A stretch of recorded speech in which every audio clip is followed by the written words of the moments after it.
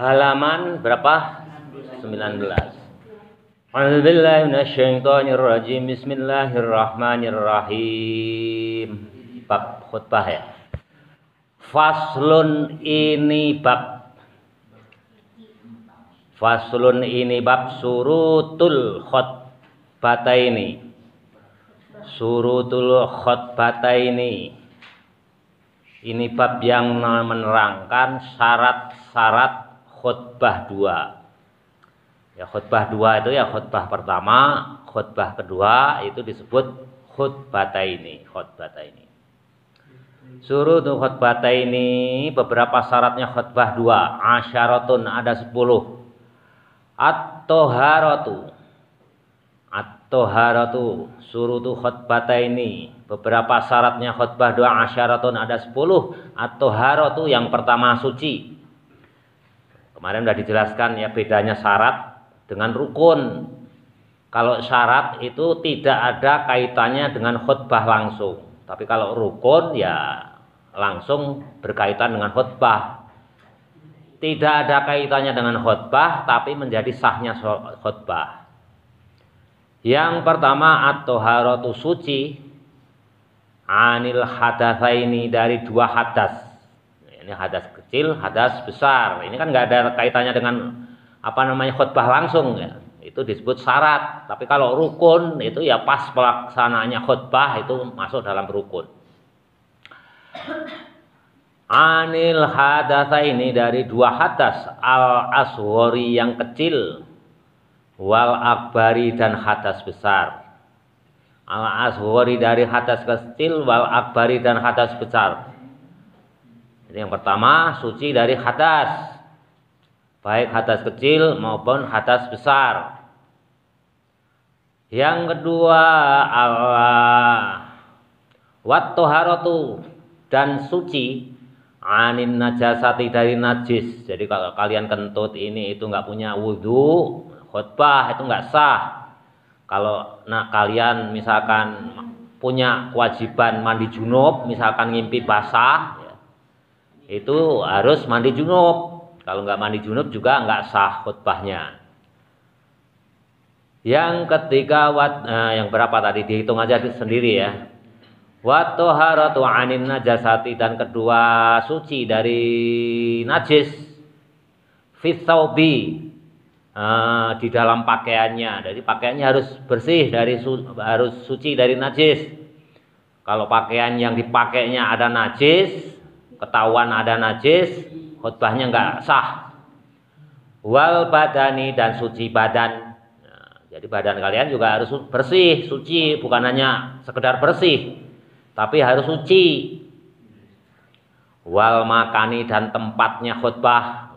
Tempat khutbahnya juga harus suci. Nggak boleh ada najis. Kalau ada najis, khutbahnya nggak sah. Wasatrul aurati, yang berapa? Dihitung sendiri ya. Yang penting nanti ada 10 aja. Wasatrul aurati, dan menutup aurat. Jadi menutup aurat. Kalau auratnya terbuka ya nggak sah khutbahnya. Auratnya laki-laki apa? Dari budal sampai lutut. Tapi ya masa khutbah nggak pakai baju kan ya lucu. Kita aja mau menghadap seseorang itu juga harus pakai baju lengkap ya, apalagi mau menghadap Allah. Walaupun auratnya laki-laki itu dari bujal, mata perut sampai lutut, ya nggak pantas. Tapi seandainya terpaksa, sah atau enggak ya sah. Tapi ya masa mau menghadap Allah, kegiatan wajib nggak ditutup badannya, nggak ditutup di bawah lututnya. Jadi lucu ya. Itu namanya masuk etika ya, sopan santun. Wal qiyamu, berikutnya keberapa tadi? Wal qiyamu, dan berdiri. Jadi khutbah itu harus berdiri. Alal qadiri, atas orang yang mampu. Jadi kalau masih mampu berdiri itu wajib hukumnya berdiri. Kalian nanti kalau udah pulang kampung, udah dewasa, khutbah itu harus berdiri. Selama kalian masih mampu berdiri, kecuali kalau tidak mampu, itu pengecualian. Wal julusu, dan berikutnya duduk. Bainahuma, antaranya dua khutbah. Jadi antara khutbah pertama dan khutbah kedua itu harus duduk. Wal julusu, dan duduk, bainahuma, antaranya khutbah pertama dan khutbah kedua. Fauqat tumakninati, harus dengan tumakninah, di atas tumakninah ya. Fauqa itu di atas, tumakninati, fauqa tumakninati, harus dengan tumakninah. Jadi harus duduk tenang sebentar, kira-kira ya sambil membaca doa ya. Kurang lebihnya Allahumma sholli ala sayyidina Muhammad wa ala ali sayyidina Muhammad.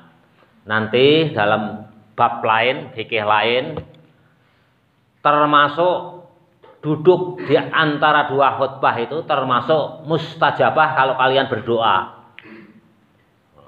Tempat-tempat mustajabah yang mudah diijabah oleh Allah, waktunya, tempatnya. Salah satunya misalkan kalau di Madinah di Raudhah, kalau di Mekah ya di Multazam. Nah, termasuk di sini juga di antara, duduk di antara dua khutbah ini adalah kalau kalian menjadi jamaah makmum, itu hendaknya kalian juga berdoa. Karena ini termasuk waktunya mustajabah untuk berdoa. Ya, doanya apa aja yang kalian minta kepada Allah. Kalau Bapak biasanya berdoanya ya, Allahumma sholli ala sayyidina Muhammad wa ala ali sayyidina Muhammad, Allahumma hab lana min azwajina, dan berikutnya wa dzurriyyatina qurrata a'yun waj'alna lil muttaqin. Karena Bapak sudah punya keturunan. Kalau kalian sebagai santri ya doanya terserah kalian. Baca sholawat terus berdoa, karena ini termasuk salah satu waktu yang mustajabah, mudah diijabah oleh Allah Subhanahu wa taala. Makanya dianjurkan untuk tumakninah dengan tenang. Wal muwalatu, dan berikutnya berurutan. Wal muwalatu lan nuli-nuli kalau bahasa Jawanya. Wal muwalatu, dan berurutan. Bainahuma, antaranya dua khutbah. Jadi harus berurutan. Enggak boleh diselang atau dijedah dengan kegiatan lain. Khutbah satu dengan khutbah kedua, misalkan kamu khutbah pertama selesai, duduk sebentar, terus ngambil apa, ada kegiatan apa, itu nggak boleh, atau pokoknya dijedah dengan kegiatan yang lain itu nggak boleh. Harus mualah itu berurutan, nuli-nuli kalau bahasa Jawanya itu. Bainahuma, antaranya dua khutbah, wal mualatu, dan berikutnya berurutan. Bainahuma, antaranya dua khutbah ya, setelah khutbah kedua selesai. Wa bainas sholati, dan antaranya membaca sholawat. Jadi kan baca sholawat ya, rukun khutbahnya itu nanti dibaca. Itu harus berurutan, harus tertib berurutan semua, enggak dijedah segala sesuatu kegiatan yang enggak ada kegiatannya dengan khutbah. Wa antakuna, dan ada khutbah bila arabiyati, dengan bahasa Arab. Jadi khutbah itu harus dengan bahasa Arab. Itu hukumnya wajib menurut mazhab Syafi'i. Nah, nanti rukunnya khutbah akan diterangkan ya, di bab yang lain, di pasal yang lain ya. Itu harus dengan pakai bahasa Arab. Jadi kalau ada khutbah, nanti kalau kalian mendengarkan khutbah kalau nggak pakai bahasa Arab, rukunnya khutbah itu nggak boleh. Nah, kalian harus berani interupsi. Pak, salah, harus pakai bahasa Arab. Wa ayyusmi'ahuma, dan agar didengarkan. Bapak menerjemahkan di sini ya, mengartikan di sini wa ayyusmi'ahuma itu pakai agar. Tapi kalau Imam Syafi'i, aslinya Imam Syafi'i itu dan harus didengarkan. Jadi khutbah itu ya, harus didengarkan oleh apa? Oleh arba'ina, oleh jamaah yang jumlahnya 40. Ya, jadi menurut mazhab Syafi'i itu kedua khutbah itu harus didengarkan oleh 40 orang. Kalau kurang dari 40 orang itu menurut mazhab Syafi'i tidak sah.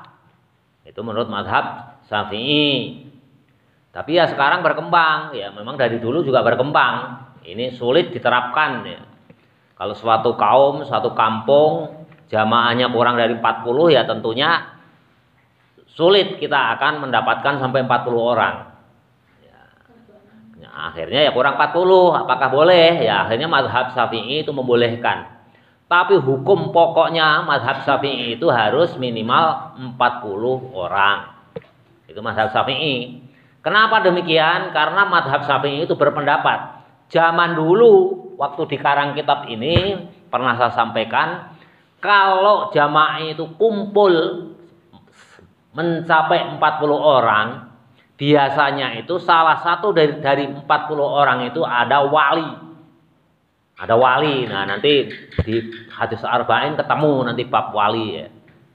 Nanti saya jelaskan. Itu kalau orang-orang dulu itu kalau berkumpul berjamaah mencapai 40 orang itu biasanya di antara 40 orang itu ada walinya, seorang aulia, seorang kekasih Allah. Tapi kalau sekarang ya jangankan 40, 500, 1000 juga jangankan ada wali. Sekarang itu udah sulit adanya wali. Ya. Tapi pertanyaannya apakah boleh kurang dari 40 ya? Ini pendapat ulama-ulama sekarang itu luas. Boleh dengan catatan memang terpaksa. Tapi usahakan harus minimal 40 orang. Itu mazhab Syafi'i. Ya, jelas ya. Kalau kalian bepergian misalkan ya masyarakatnya terbatas ya mau nggak mau ada 5-6 orang ya jamaah Jumat wajib kalian dirikan sholat Jumat. Berikutnya halaman 95. 93 ya. Oh loncat. Mana 93-nya mana? Oh belum selesai ya. Masih bab sholat apa ini ya syaratnya khutbah. Bismillahirrahmanirrahim. Wa antakuna kulluha wa antakuna dan khutbah itu keberadaannya dan kegiatan khutbah itu semuanya keberadaannya segala kegiatan khutbah dari awal sampai akhir fi waktu zuhri di dalam waktunya sholat zuhur. Jadi mulai azan, assalamualaikum kan sebelum khutbah itu ya azan salam dulu. Kalau mazhab Syafi'i itu azannya 2 kali. Azan pertama dimulai azan pertama itu sudah rangkaian azan pertama sampai terakhir khutbah. Semua rangkaiannya itu harus masuk dalam waktu sholat zuhur. Jadi nggak boleh, misalkan kalian mau mendirikan sholat Jumat, kira-kira jam berapa? Jam 3 kurang seperempat misalnya. Sekarang asar jam berapa? Misalkan jam 3 kurang 5 menit itu ya. 3 kurang 5 menit. Kalian mengadakan kegiatan sholat Jumat itu mulainya jam 3 kurang 6 menit 4 menit misalkan. Ya mungkin azan masih masuk waktu zuhur. Nah, tapi begitu sholat itu habis, nggak kebagian. Nah, sholat Jumatnya belum selesai. Nah, ternyata udah masuk sholat asar.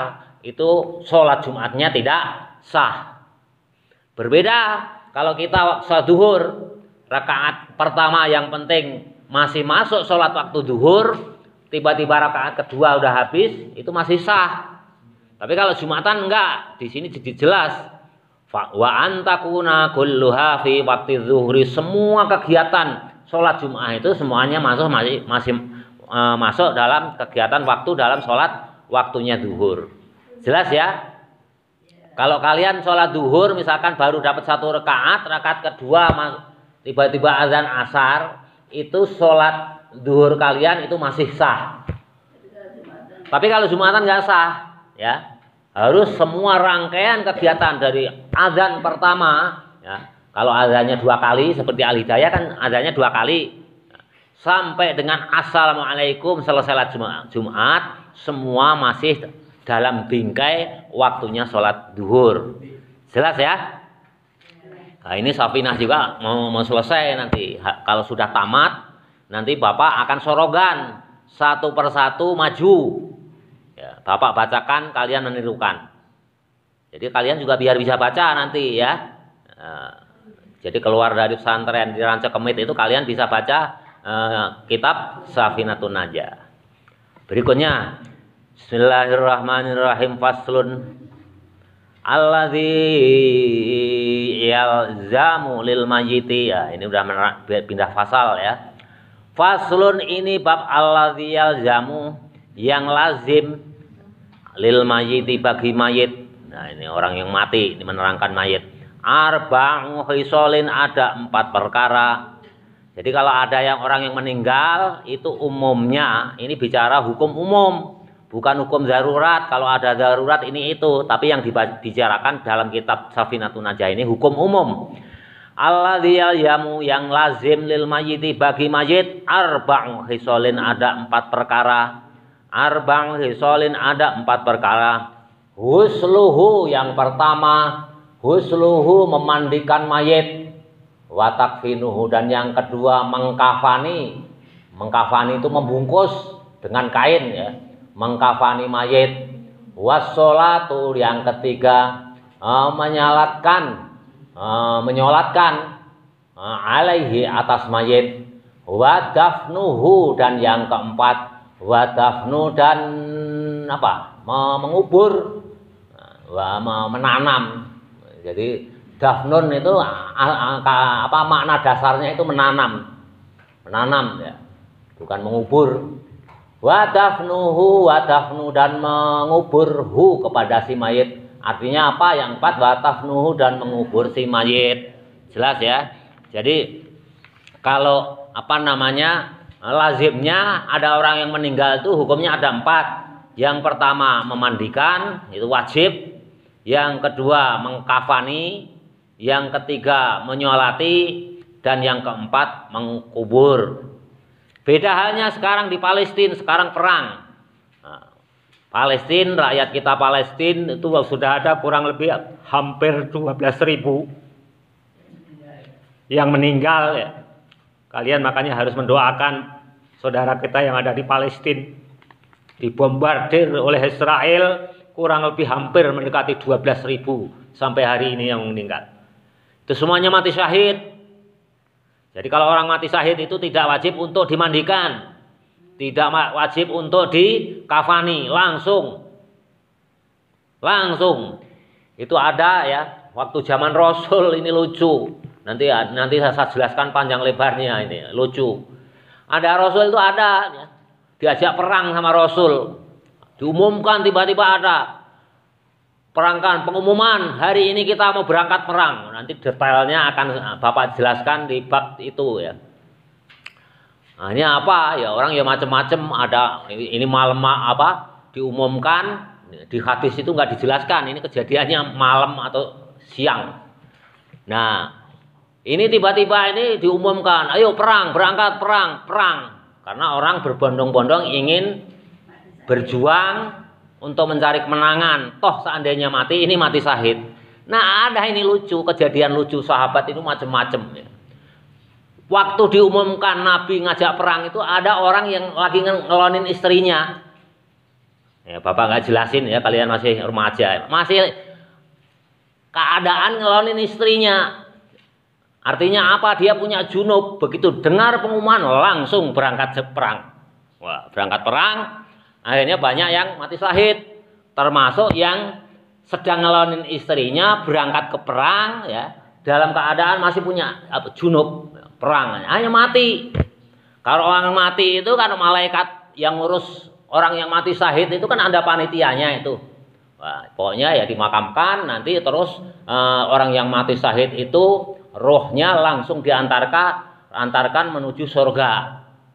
Nah, tiba-tiba ada nyelap satu orang ini, malaikat ini nggak mau nggak mau langsung mengangkat masuk ke dalam surga. Nah, ayo panitia pemandian mayit, sini, malaikat yang tugasnya memandikan mayit dipanggil itu sama pimpinannya yang ini.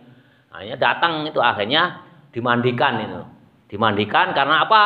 Waktu ada pengumuman dia itu ngelonin istri, ada pengumuman dia langsung berangkat perang. Akhirnya mati, ya, dimandiin dulu.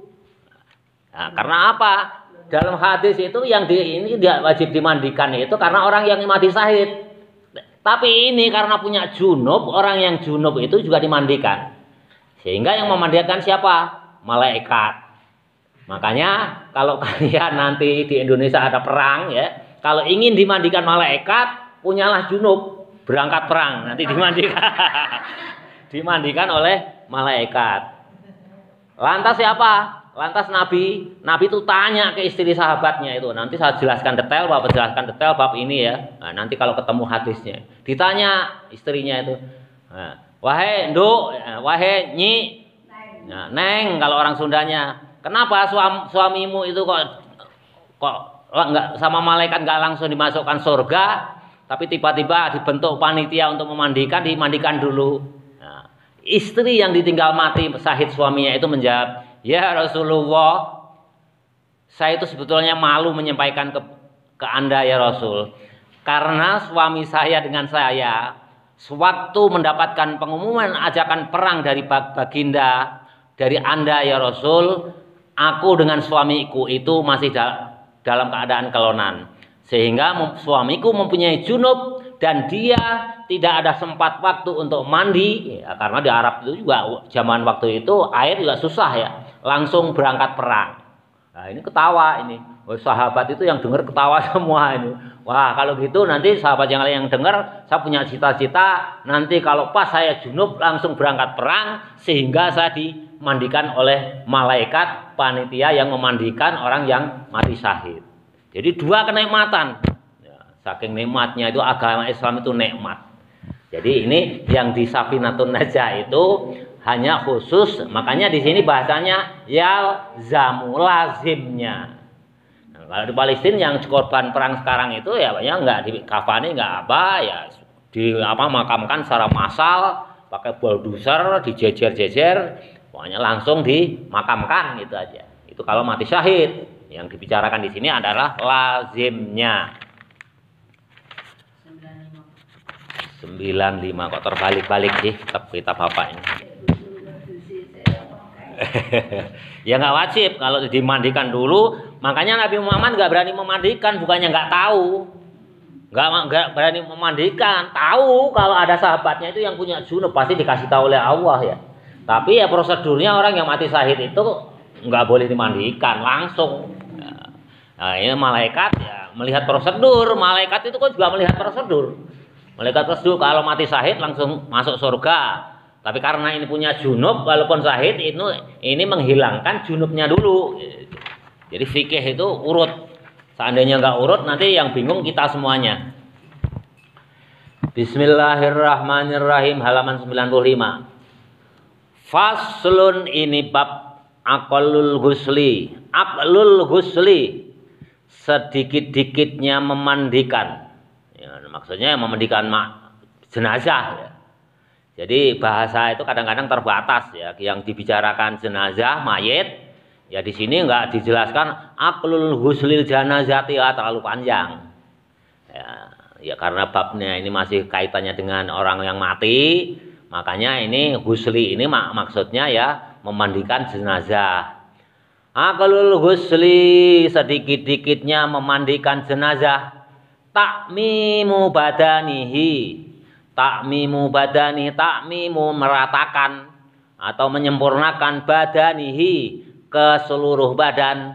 Takmimu badanihi, meratakan ke seluruh badan, hi terhadap badannya mayit, bil ma'i dengan air. Jadi kalau memandikan itu sedikit-dikitnya, walaupun hanya sekali boleh. Kalau darurat airnya terbatas, kalian jangan baca ideal. Nah, jangan baca ideal ya, yang ada aja air. Karena airnya sedikit, boleh sedikit-dikitnya meratakan dengan air seluruh tubuh mayit. Wa akmaluhu, dan sesempurnanya memandikan hu kepada mayit. ayah sila agar memandikan sawataihi kotoran di kedua lubang. Sawataihi kotoran kedua lubang. Kita itu ya semua orang hidup pada umumnya itu kan lubangnya dua. Yang pertama apa? Yang pertama dubur. Dubur itu apa? Bahasa Sundanya apa? Silit kalau bahasa Jawanya. Naon sih? Dubur itu apa? Bahasa Sundanya apa? Bujur. Bujur mah ini. Pantat. Liang tai itu kan udah bahasa ini. Ayo. Kalau bahasa Jawanya silit ya. Dubur itu silit. Apa? Ya pokoknya itulah ya. Orang Sunda nggak tahu Sunda, itu bangetan itu. Diajarkan bahasa Sunda nggak di sekolah? Tanyain ke Pak Guru ya. Jadi kalau kalian ngaji bisa menjelaskan. Jadi orang ngaji kitab itu harus jelas. Kalau di Jawa kan dubur itu ya silit. Kalau bahasa ininya cantoko itu bahasa yang paling tinggi. Cantoko itu Bu Haji juga nggak tahu itu apa itu cantoko. Itu kalau Bapak menguasai yang bahasa wayang itu menguasai cantoko. Sawataihi jalan kedua lubang yaitu dari dubur, yang keduanya adalah kalau yang dari peler disebut apa? Kubul. Kubul. Nah, dubur dan kubul itu kedua lubang. Wa ayyuzila qadaru wa ayyuzila sampai hilang qadaro wa ayyuzila ada 3 liang ya kita itu dubur, kubul dan hidung. Wa ayyuzila dan sampai hilang qadaro itu apa namanya kotoran min anfihi dari hidungnya. Nah, itu qadaro itu maknanya upil itu apa? Kotoran hidung apa sih? Korong. Nah. Wa yuzila dan sampai hilang qadaro korong. Min anfihi dari hidungnya si mayit. Jadi korongnya, duburnya itu ya biasanya nanti prakteknya itu perutnya diangkat. Nah, itu dubur tuh. Kalau yang dipeler tuh relatif mudah ya. Nah, itu. Tapi kalau perempuan itu ya nggak usah jelaskan detail. Toh kalian juga nggak boleh nanti memandikan kecuali ibumu ya. Nah, itu Bapak juga belum pernah memandikan perempuan. Ya yang nggak nyampe lah. Dulu ibu Bapak juga nyiram itu aja nggak nyampe ya. Tapi kalau membersihkan dari liang silet itu apa tadi? Liang tai itu biasanya diangkat perutnya, ini apa namanya? Tonggongnya. Itu keluar beberapa kali. Tapi dulu pernah Bapak itu ngalamin saking gendutnya penyakit si mayit itu menular. Nggak ada satupun di lingkungan Bapak itu di beda RT. Nggak ada satupun ustadz udah dihubungi yang berani memandikan. Akhirnya Bapak turun memandikan tadinya sendiri. Gimana cara memandikan sendiri? Orangnya gendut sekali, mungkin beratnya di atas 1 kilo. Itu pendatang dari orang Sumatera, udah keluarganya nggak mau ngurus. Ini wahi terjadi pada diri Bapak ini. Akhirnya terdampar di Riung Bandung, meninggal di Riung Bandung. Nggak ada satupun yang mau memandikan. Terus begitu dimandikan, ya udahlah Bapak niatkan semampunya. Dimandiin sendiri hanya nggak bisa.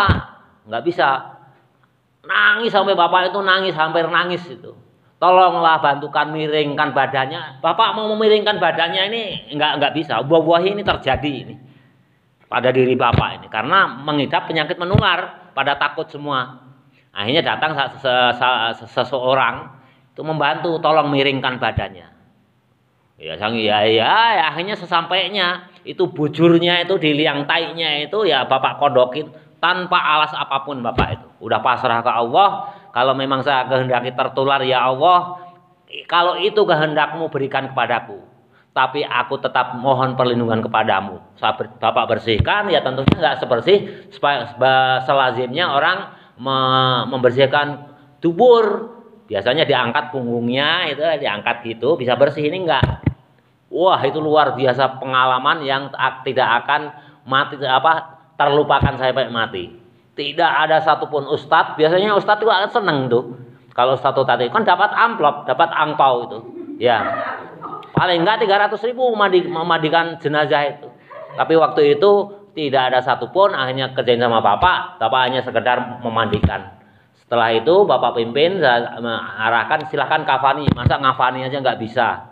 Bapak ini udah kecapean, beratnya pasti bapak meyakinkan di atas 100 kilo. Karena diangkat 6 orang itu masih keberatan, itu terjadi.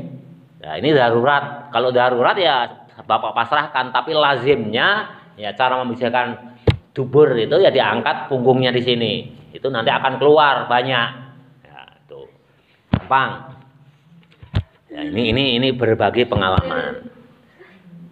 Wa ayuzila dan sampai hilang al-qazaro korong, kotoran min anfihi dari hidungnya si mayit. Wa yuwadhihi dan agar ini maknanya jangan agar. Wa ayuwadhihi dan harus diwudukan kepada mayit. Wa ayyadluka dan menyiram badannya si mayit bisidri dengan daun bidara.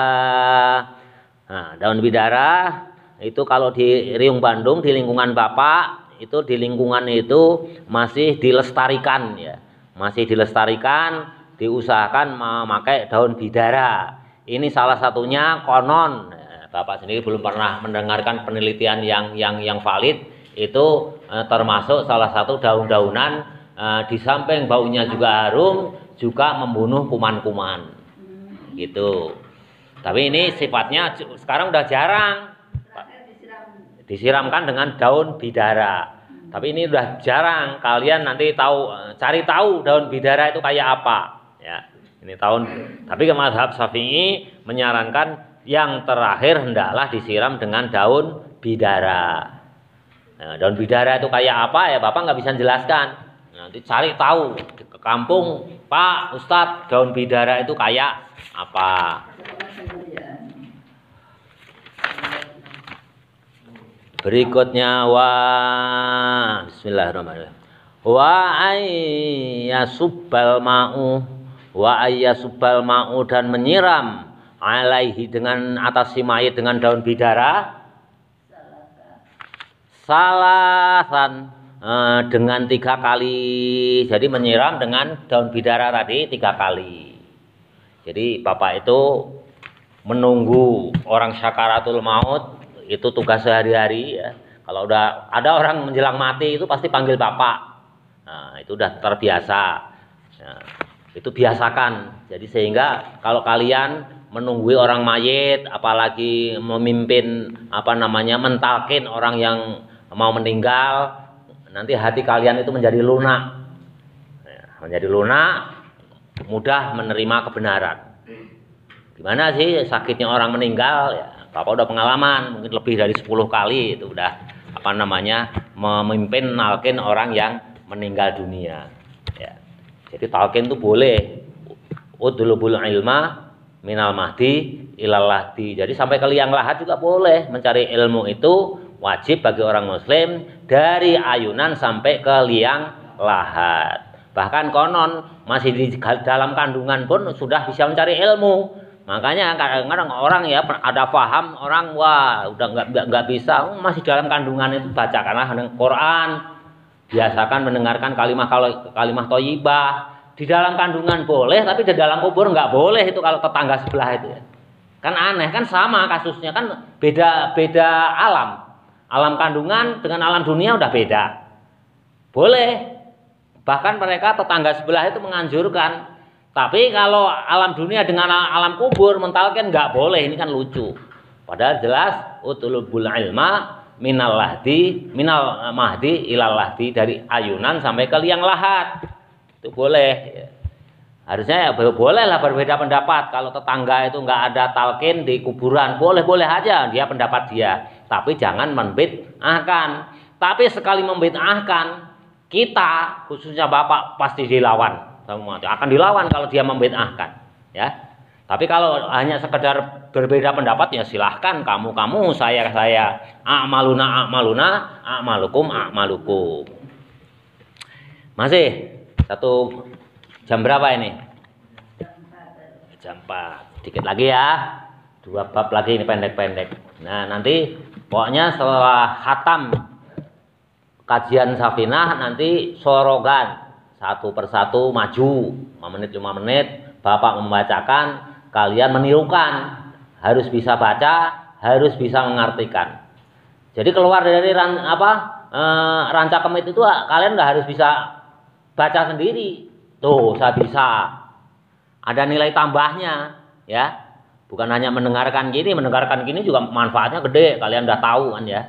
Nah, tapi kalau bisa baca, bisa mengartikan, waduh luar biasa. Nanti orang kampung di sana kalian udah gede itu, ibu-ibu berbondong-bondong ngantri itu kalian mau diambil mantu ya. Karena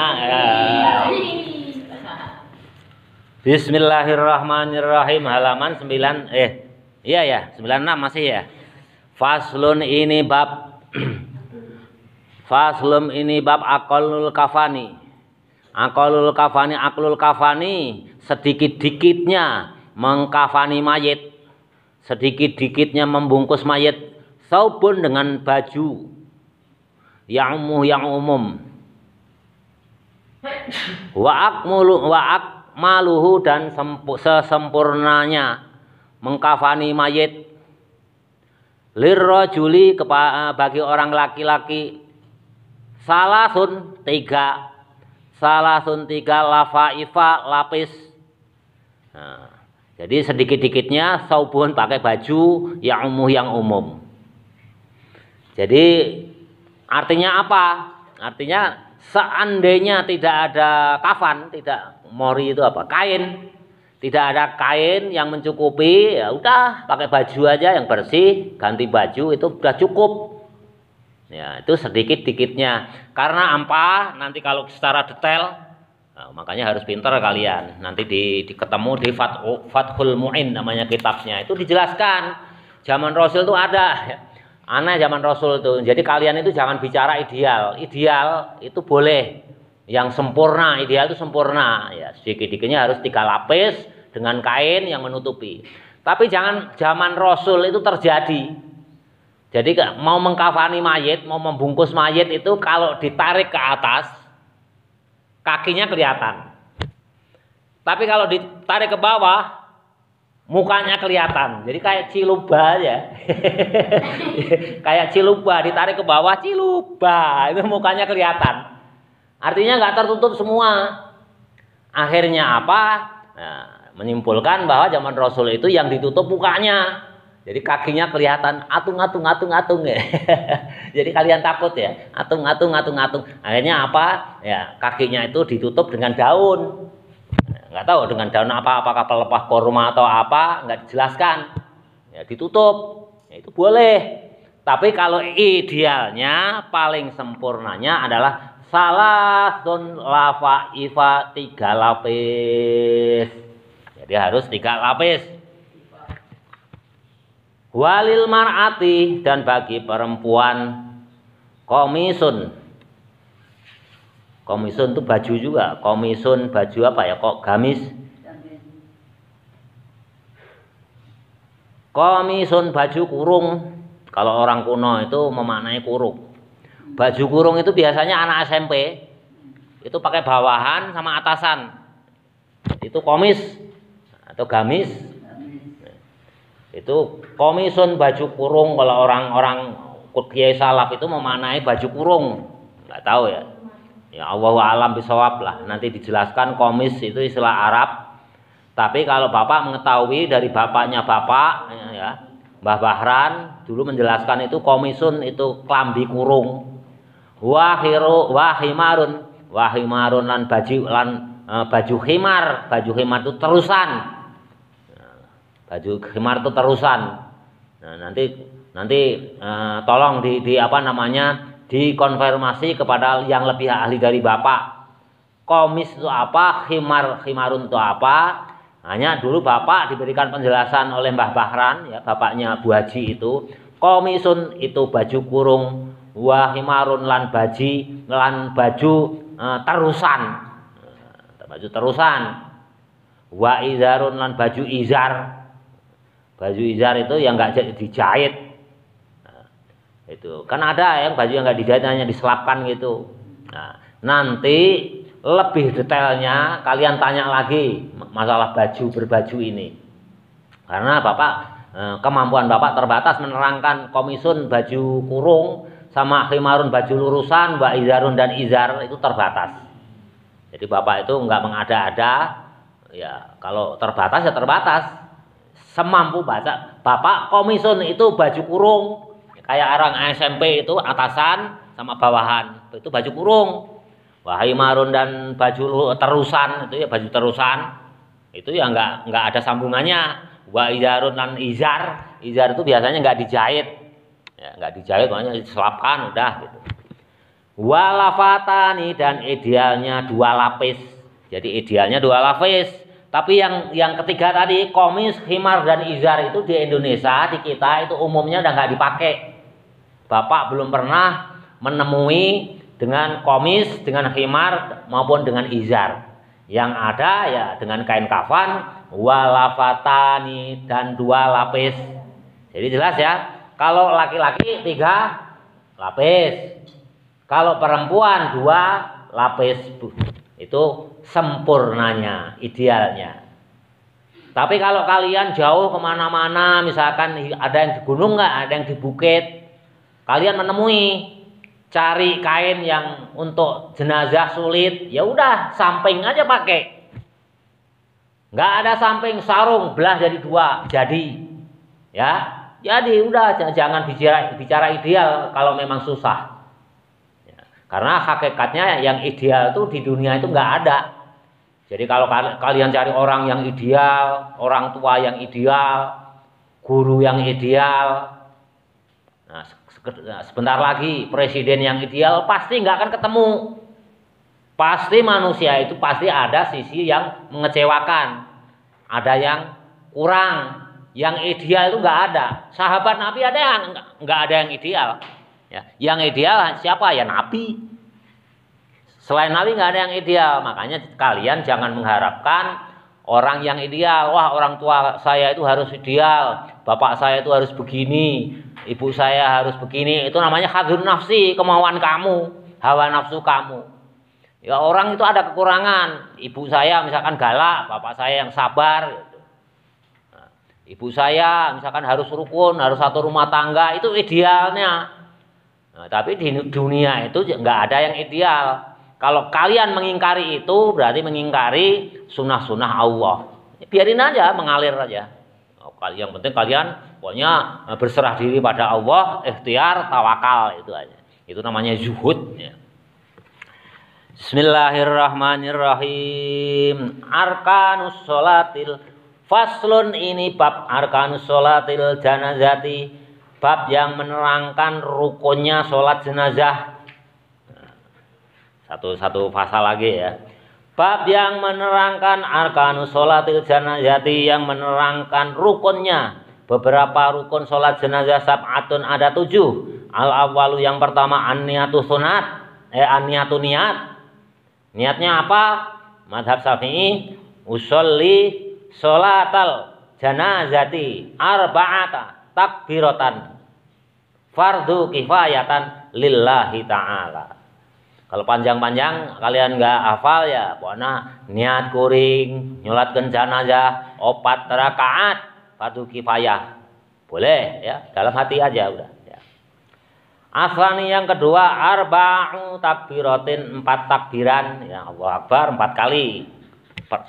Kalian udah pernah ada yang belum yang menyolatkan jenazah? Yang ikut? Belum pernah ada. Nah, makanya nanti kalian udah jadi santri, walaupun masih kecil, di kampungmu, saudaramu, tetanggamu, siapapun ada yang meninggal, ikut sholat jenazah. Jadi praktekkan itu takbiratul ihramnya ada, bukan takbiratul ihram, takbirnya itu 4 kali ya. Asal itu halaman 98. Asalisu yang ketiga al-qiyamu berdiri. Sholat jenazah itu wajib berdiri. Alal qadiri atas orang yang mampu. Yang ketiga berdiri. Ar-rabi'u yang keempat qiraatul Fatihati membaca Fatihah. Qiraatul Fatihati membaca Fatihah. Al-khamisu yang kelima as-sholatu membaca sholawat ala nabi atas Nabi Muhammad sallallahu alaihi wasallam. Jadi ada 5. Yang pertama yang pertama tadi niat, yang kedua takbir 4 kali, yang ketiga berdiri bagi yang mampu, yang keempat baca Fatihah, yang kelima baca sholawat atas Nabi. Ba'da tsaniyati setelah takbir yang kedua. Jadi yang takbir yang Bapak perlu jelaskan ini. Asani arba'u takbiratin, yang kedua membaca takbir. Asalisu al-qiyamu atas berdiri. Ar-rabi'u qiraatul Fatihati. Ini kok ngaclok ini, jangan-jangan salah cetak ini. Salah cetak, sayang.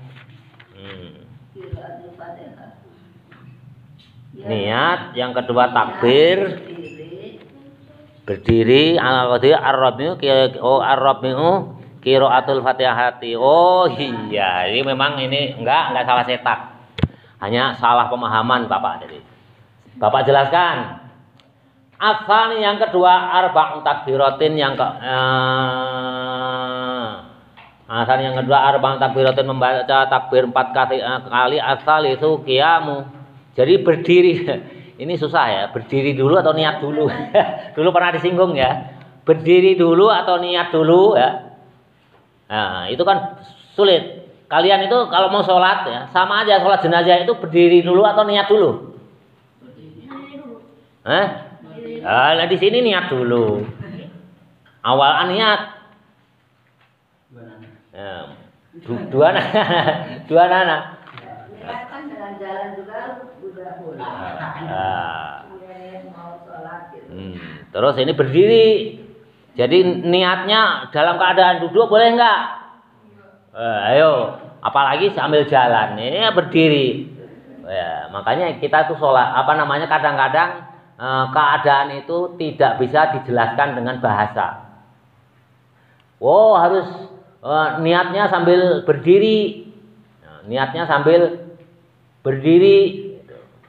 Ya, niatnya sambil berdiri bisa. Bisa. Niatnya sambil berdiri, jadi bareng-bareng, tapi niat dulu tapi sambil dalam keadaan berdiri. Baru Allahu Akbar. Nah, setelah itu apa? Baru yang baca Fatihah. Itu penjelasannya di situ gitu. Jadi Allahu Akbar hanya ini karena ya orang dulu mungkin terbatas ya, terbatas. Ini harus dijelaskan. Jadi pas Allahu Akbar takbir pertama itu setelah kita kembali bersedekap di depan dada itu baru baca Fatihah. Allahu Akbar baru as-sholatu alan Nabi ya. As-sholatu Allahu Akbar baca Fatihah. Allahu Akbar baca sholawat atas Nabi. Allahumma sholli ala sayyidina Muhammad wa ala ali sayyidina Muhammad. Nanti dijelaskan kitab berikutnya, di sini nggak dijelaskan. Mudah-mudahan nanti belakang ada ya. Tapi walaupun ada Bapak jelaskan dulu ya, nanti takut lupa kalau takut nggak ada. Baru Allahu Akbar yang ketiganya mendoakan atas si mayit. Itu masuk kelima. Jadi termasuk rukun yang kelima. Keenam asadisu addu'a lil majiti. Ba'da salisati setelah asadisu itu masuk rukun yang keenam, ad-du'a ulil mayyiti, mendoakan bagi jenazah. Ba'da salisati setelah membaca takbir yang ketiga. Maksudnya gitu. Allahu Akbar, takbir yang ketiga yang dibaca apa? Allahumma ghfir lahu kalau laki-laki, warhamhu wa'afihi wa'fu anhu, mendoakan si mayit. Takbir yang ketiga. Itu paling sedikit itu, ya. Allahumma ghfir lahu kalau laki-laki, perempuan, Allahumma ghfir laha warhamha wa'afiha wa'fu anha. Kalau banyak, Allahumma ghfir lahum, hanya kan di dhamir aja, ya. Allahumma ghfir lahum warhamhum dan dhamir. Baru takbir yang keempat, Allahu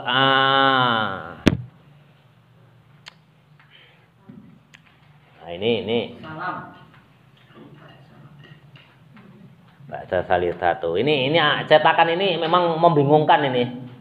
Ini Bapak yakin ini salah cetak kitab ini. Nah, kalau kalian paham, kok ini baca satu baca Fatihah habis takbir yang ketiga. Tiba-tiba halaman 99 yang ketujuh membaca salam. Ini salah kan? Harusnya ada takbir yang keempat, Allahu Akbar. Takbir yang keempat mendoakan lagi si mayit.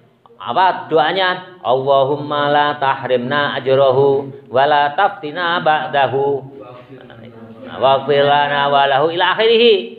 Ya. Nanti wanaksi bayadu itu yang panjang. Nah, ya, sepakat ya, ini salah ya, Pak. Yang keempatnya takbir yang keempat belum ada. As-sabi salam, yang ketujuh salam.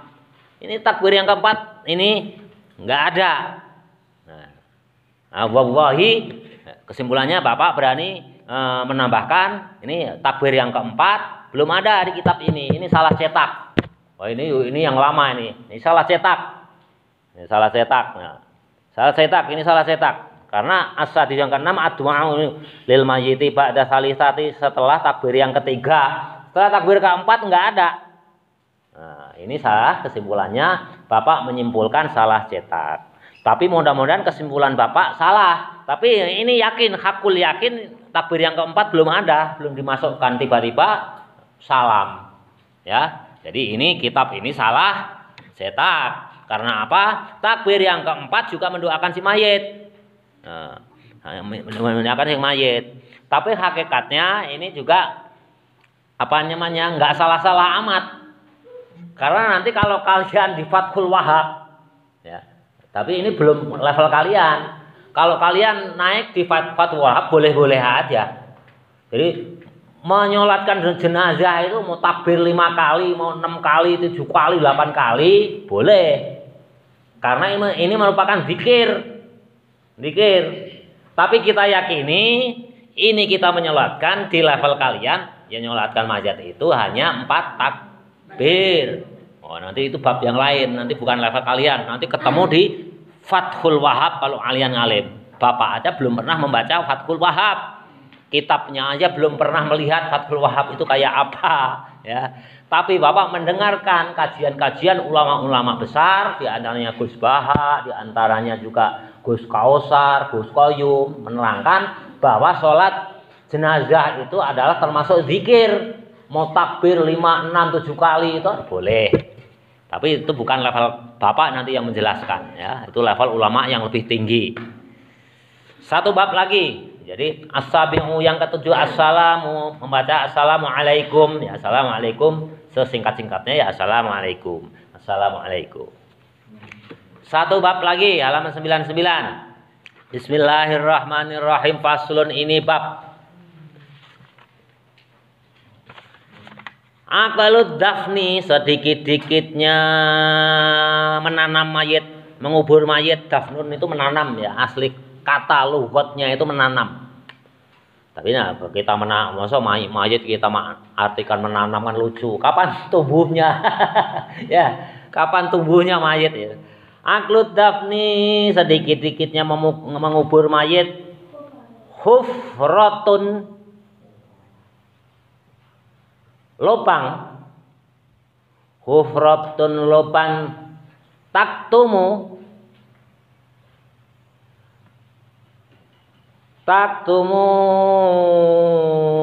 yang bisa mencegah. Hufratun, lopang. Taktumu yang bisa mencegah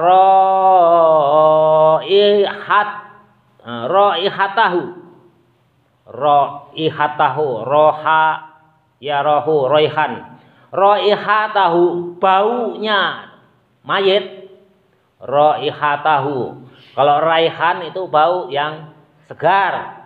Kalau rihun baunya hitut. Kan di bab yang dulu dah. Jadi rihun itu apa namanya, Kak? Arti asalnya itu angin. Ya. Angin atau bau atau apa nih, Mak? Bau itu apa sih? Bau itu kalau Sunda itu kan bau itu bau yang enggak enak ya. Ya, sebetulnya bau itu ya pokoknya bau, ada yang bau wangi, ada yang bau hitut, bau enggak enak. Tapi kalau orang Sunda disebut bau itu kesannya kan bau hitut ya. Bau ya, bau enggak enak. Rihun asli kata aslinya itu angin.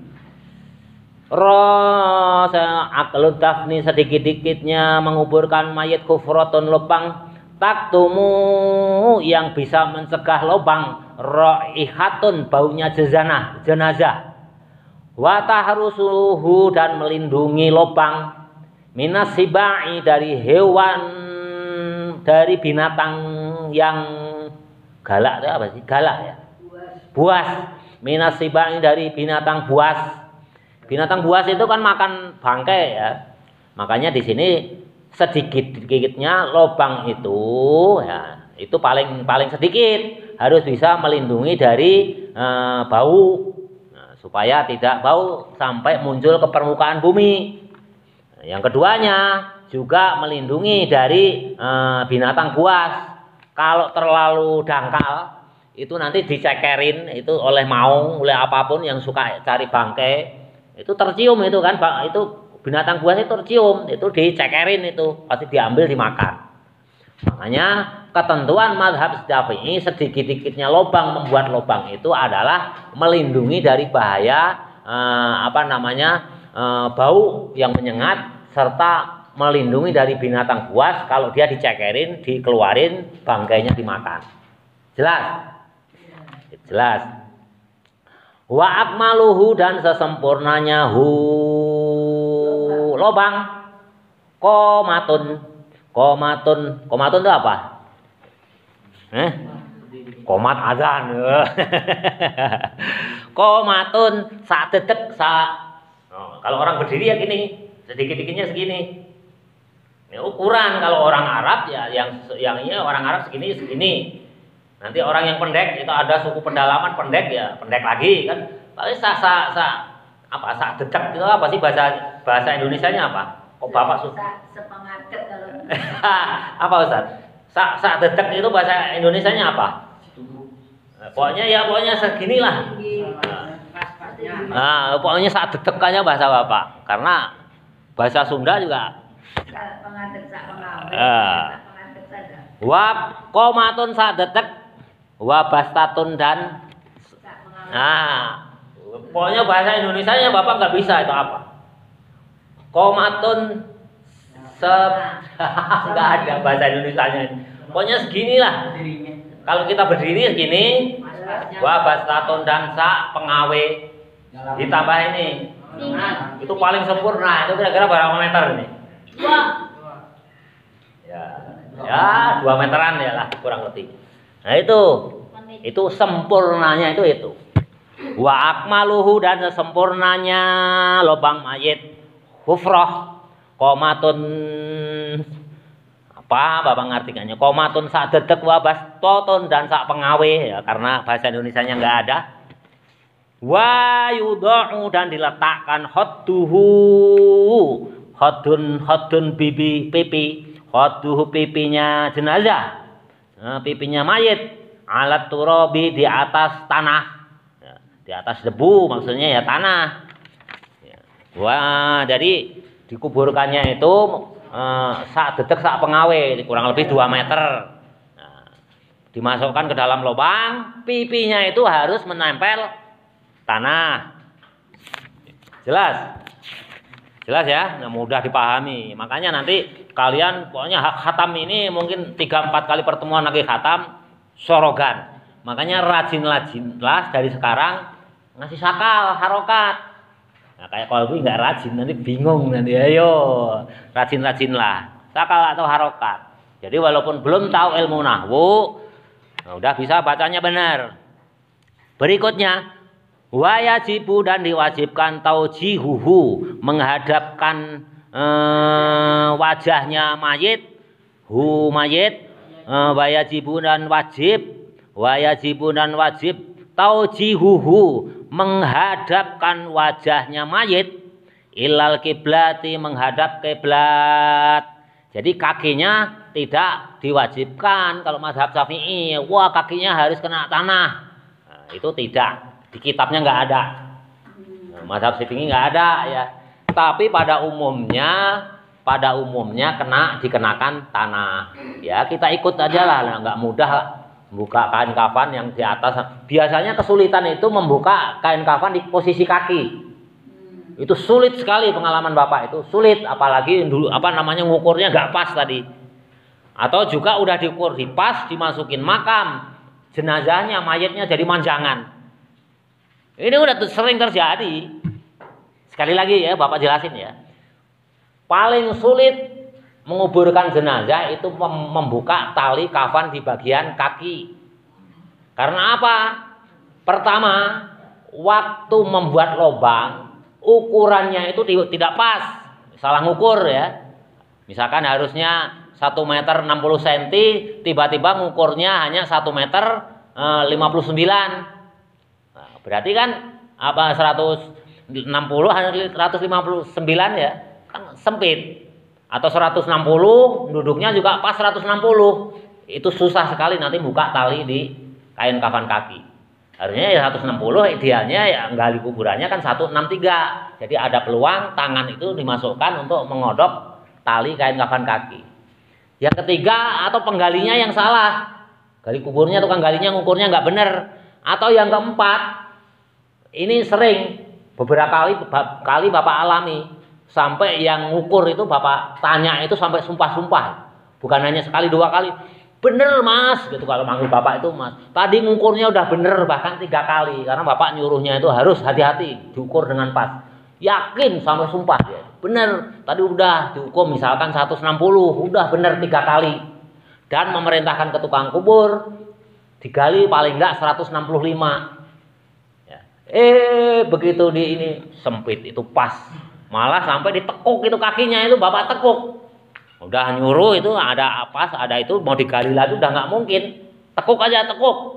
Agak dibongkokin gitu ya, mau nggak mau namanya darurat ya. Sebetulnya kasihan terhadap jenazah itu harus hati-hati yang ngurusnya kan ya. Ini tiba-tiba Pak tekuk ya, pokoknya Allah aja lah yang maha tahu. Gitu. Makanya di sini kaki itu di mazhab Syafi'i tidak diwajibkan untuk dikenakan tanah. Tapi kalau ada orang yang mendapat ya kakinya harus dibuka ya kenakan tanah ya silahkan aja. Tapi kalian santri udah tahu ya, di kitabnya nggak ada. Sering ngukur, jelas ya. Di kitabnya nggak ada, hanya apa? Hanya pipinya, yakni wayu do'u khadduhu, dan meletakkan pipinya alat turabi di atas tanah. Wayajibunan wajib wa taujihuhu menghadapkan wajahnya si mayit ilal kiblati mengarah ke kiblat. Jelas ya? Allahu a'lam bishawab.